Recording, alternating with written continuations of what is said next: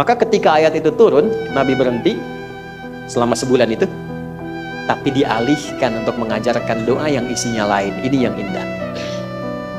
Maka cucunya datang, Al-Hasan bin Ali radhiyallahu ta'ala anhu, ketika datang diajarkanlah oleh Nabi yang merubah doa tadi, yang tadinya Allahumma la'an Zakwan, Allahumma la'an Ri'al, Allahumma la'an Usayya, ya, dan seterusnya. Tapi yang ini diajarkan dengan kalimat yang baru yang isinya semua kebaikan-kebaikan. Ya, Allamanin Nabiyyu sallallahu alaihi wasallam, dan itu tercantum nanti dalam hadis-hadis banyak sekali. Nanti saya punya dokumennya, saya sudah dokumentasikan di handphone. Mungkin nanti insya Allah teman-teman izin nanti saya upload ya. Tapi untuk memudahkan supaya Anda yakin ada di mana, saya bacakan ini. Bismillah. Izin ya. Bismillah. Ini saya catat tadi menjelang berangkat. Kalau boleh ya. Anil Hasan ibn Ali radhiyallahu taala anhuma, dari Hasan cucu Nabi ya, bin Ali radhiyallahu taala anhuma, semoga Allah muliakan keduanya. Qala, Al-Hasan menyampaikan, allamani Rasulullah sallallahu alaihi wasallam, telah mengajarkan kepadaku datukku Rasulullah sallallahu alaihi wasallam, kalimatin, beberapa kalimat-kalimat indah, aquluhunna fi qunutil witri, yang aku bacakan itu dalam kunut khususnya saat witir. Makanya Imam Al-Bukhari memasukkannya ke dalam Kitabul Witri, pembahasan tentang witir. Turunkan dulu, apa kalimatnya? Allahumma hdini fiman wa'afini fiman wa tawallani fiman wa barik li fima wa qini syarra. Ya, ada riwayat Abu Daud pakai birahmatika, yang asalnya nggak pakai birahmatika. Riwayat asalnya nggak pakai. Nanti Abu Daud menambahkan pakai birahmatika. Syarra ma qadait fa innaka taqdi wa la yuqda alaik fa innahu la yadhillu man wa la ya'izzu man tabarakta rabbana ta'ala. Nah, sampai situ dulu riwayatnya. Ya, sampai situ dulu. Teruskan dulu.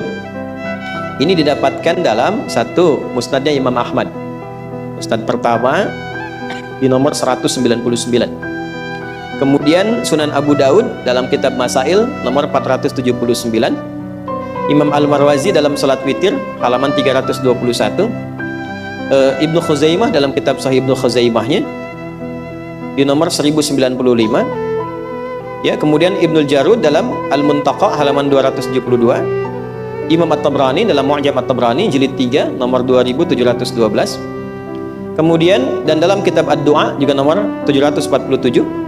Ibnu Sa'ad dalam Tawaqatnya halaman 215. Kemudian diikuti dari riwayatnya Abi Ishaq. Abi Ishaq itu diantara yang mengambil Abu Ishaq ada Ala bin Salih, ada Al-Hasan bin Ubaidillah, Al-Hasan bin Imarah. Kemudian mutabaahnya disampaikan oleh Abu Daud nomor hadis 1425, At-Tirmidzi nomor hadis 464.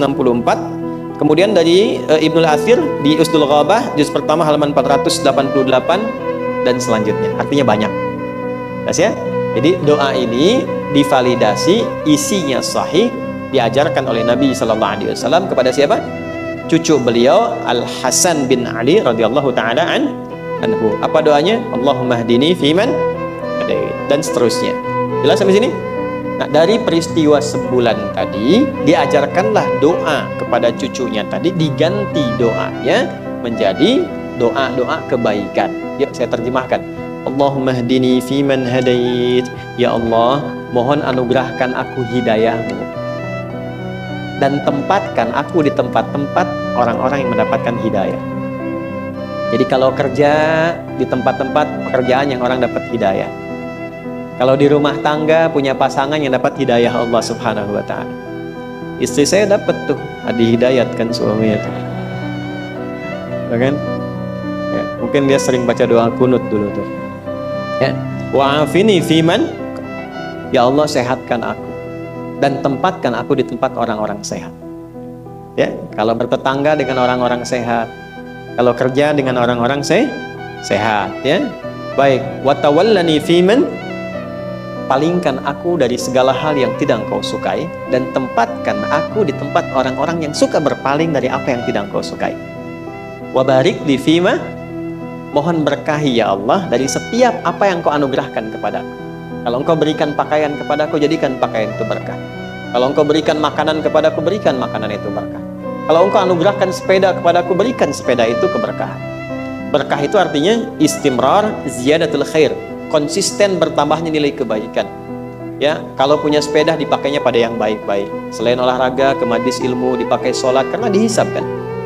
Ya kan, pakaian dipakai untuk menutup aurat pada yang baik-baik, bukan untuk pamer. Ketika Anda mendapatkan sesuatu hanya dipamerkan, itu tanda awal bahwa pemberian itu tidak ada berkahnya. Hati-hati itu. Tapi ketika Anda mendapatkan sesuatu bertambah kebaikannya dari itu tandanya apa yang Anda dapatkan ada keberkahan di dalam. Anda minum walaupun sedikit, tapi minuman itu melahirkan energi yang membuat Anda gemar menunaikan amal saleh. Itu berarti berkahnya banyak. Ya. Makanya kalau saya minum tuh ada lebihnya, terus orang rebutan. Kenapa minum? Cari berkahnya. Saya bilang udah saya habisin tadi. Berkahnya udah saya habisin.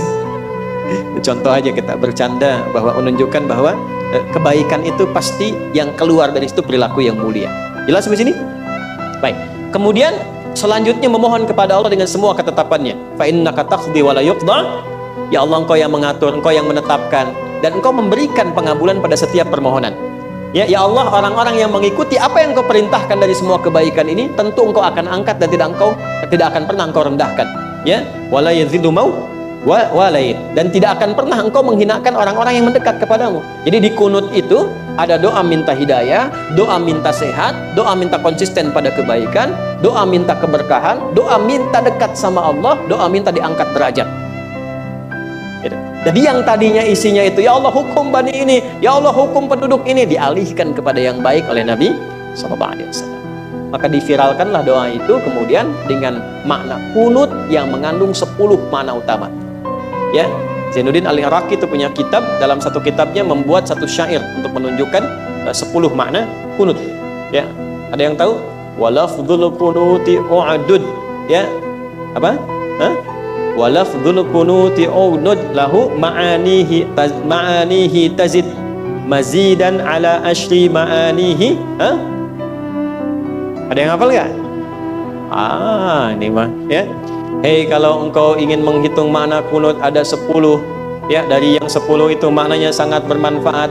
Maka yang pertama du'aun khusyu'un. Yang pertama mengandung makna doa, yang kedua mengandung makna khusyuk.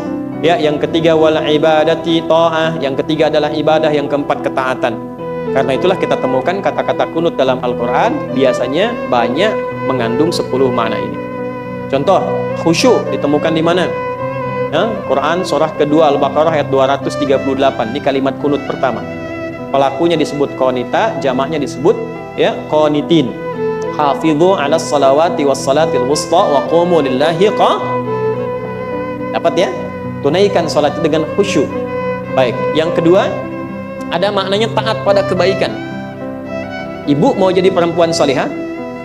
Nah, ketika seorang istri disebut oleh Allah istri yang salihah, itu namanya dirubah jadi qanitat.